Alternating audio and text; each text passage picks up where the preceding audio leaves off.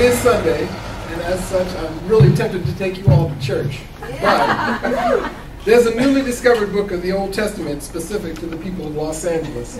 It's the story of power, wealth, and influence, and yes, art. It is the Book of Eli. Have we had too much of Eli? It's a tough question. I would argue that you can never have too much money, but it's how one uses that money that should give us pause. Philanthropy in the 21st century is a competition that has almost been elevated to the status of spectator sport. For those who choose to play, the idea of losing is inconceivable. Eli Broad is a prime example of the evolution of philanthropy to the next level, venture philanthropy. Venture philanthropists are interested in getting measurable results for their investments, and there's nothing wrong with that. But their imperative is not in helping public institutions, but either destroying them or taking them over. Admittedly, Eli has done a lot of good with his money.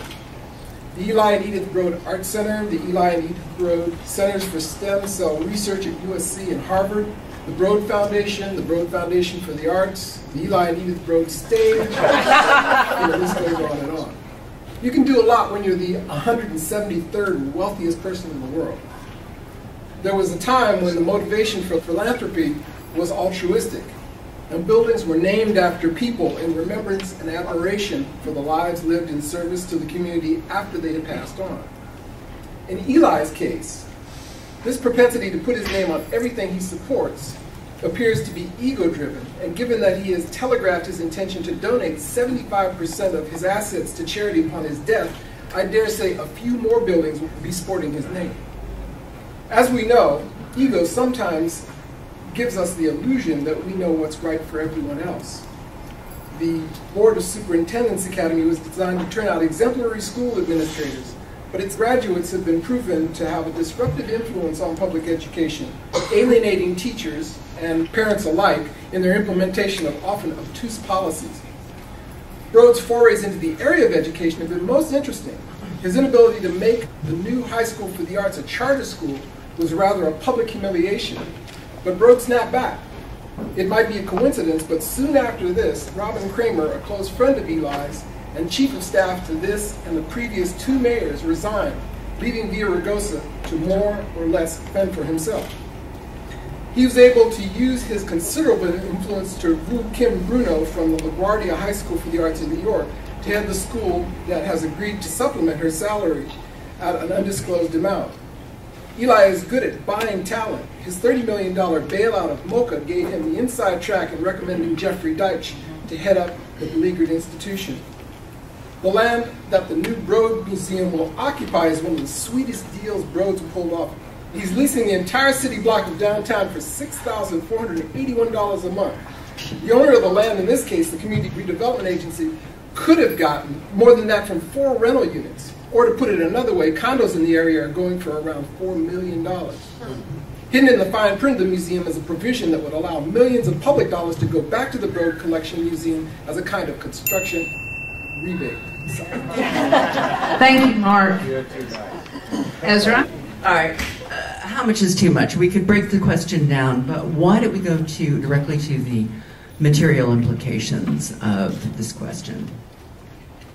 First of all, let's note that we're in a time of public and governmental austerity, where spending has been slashed to education, scientific research, environmental protection infrastructure, which puts future generations at risk. In fact, the entire safety net is at risk right now.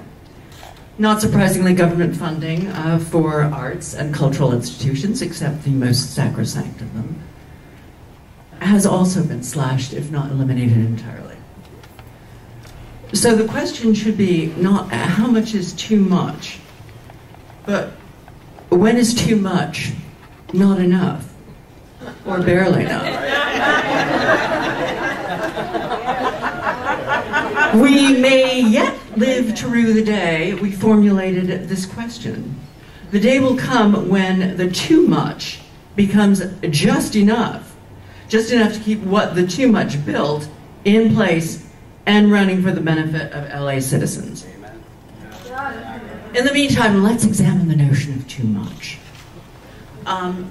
You're going to think that I sound like Mark Antony eulogizing Caesar here. I apologize for that, but there's a parallel that holds. And that is, Caesar brought forth his spoils of war for the glory of Rome. Eli Broad has brought forth the spoils of his enterprises for the glory of the cultural institutions of Los Angeles. And now, on that point, he has said, this is not a one philanthropist town. He said it on several occasions, and at least once in print. Does he enjoy being a white knight? Well, sure. He enjoys seeing his name chiseled on the pediments and the marquees and the walls of our so-called sacrosanct cultural institutions. And yet, as we all also know, he's a great cultural booster, a civic booster rather, and I think he would very much like to be joined by other white knights or cultural suitors, and there are more than a few who are eligible to join him on that plane. Where are they? Let me just mention two, like offhand, David Geffen. He contributed $5 million, got naming rights to the MoCA Temporary Contemporary. Eli Broad has contributed, like what? Going on $50 million? Where's his name up in lights? As to the charge that he's a manipulator, oh yeah. Hey, some of us call it good business. And I would argue that with the kinds of sclerotic bureaucracies and personalities that he deals with in the art world, I would say it's a necessity. And let's face it, he likes to win, and he wins. Let's just cut to the chase. He's contributed more than $130 million over the last 30 years. He's contributed a lot of money. All right, where's the money going to come from?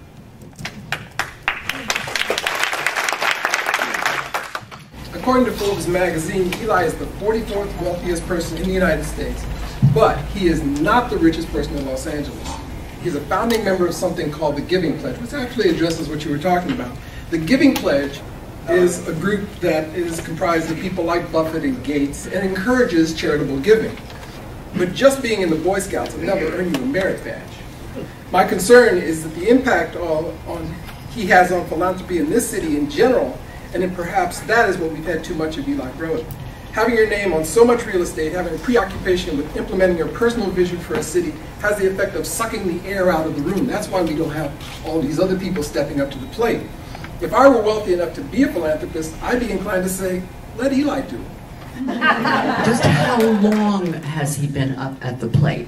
And how long have his peers, including some, as you have pointed out, richer than Eli, had an opportunity to step up to the plate? He's sucking all the air out of the room. You know, that's a lame excuse. I mean, all it takes is for one person to step in.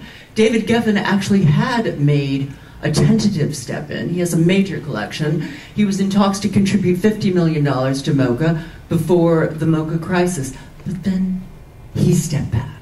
The equity markets collapsed, and he took his foot out of the water. Eli kept his hand in. He saved MoCA. Not only that, he single-handedly took charge of the situation and made his feckless peers step up to the plate and give comparably. And he succeeded. MoCA was saved. In addition to that, he's the force behind the completion of Walt Disney Hall. Walt Disney Hall would never, or maybe it would have been completed 30 years from now. That's not good enough. Frankly, I'm glad to have Walt Disney Concert Hall here today, and MoCA here today, and the Broad Foundation here today, the Broad Theater here today, the fundings for stem cell research at USC here today. We have all of these things thanks to his unstinting and perseverance and endurance. Go ahead. Let someone else step up to the plate. He's invited them many times. I can't dispute all the good that Eli has done, but let's take a look at that Walt Disney Hall deal, if we will, for just a minute. Walt Disney needed about $30 million to complete the project. 100 million. No, well, this was toward the end. Okay? We're not talking about the money he gave before that. But this $30 million, he said, I will give you that money with the proviso that mine be the only name that's attached to that gift. And there were other people that came to the plate to give money too. But at that point, it's like, you know, what's going on in his head? Why can't you share a little bit of that philanthropy, the idea of the philanthropy, the idea that you're giving money with some of the people that are also donating to that project?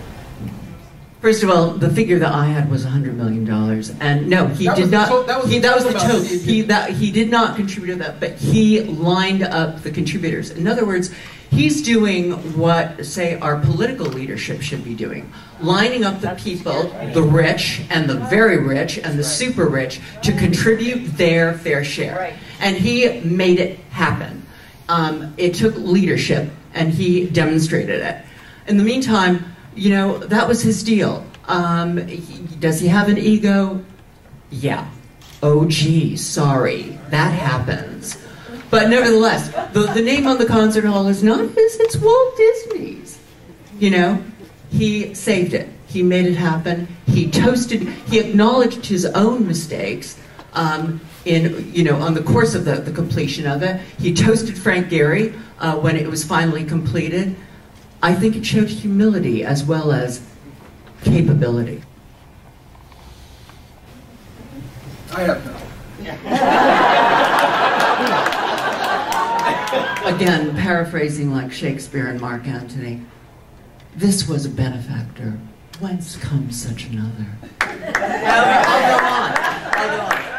Too much.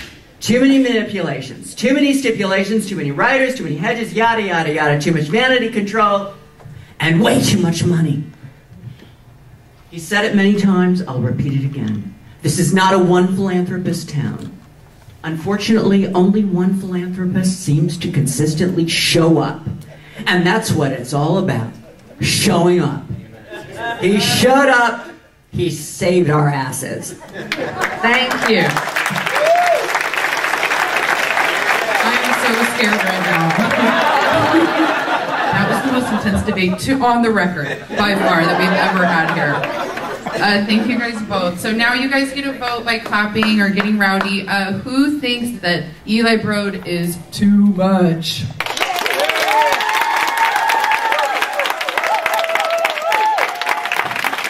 Okay, who agrees with Ezra Jean that says, where are the other people?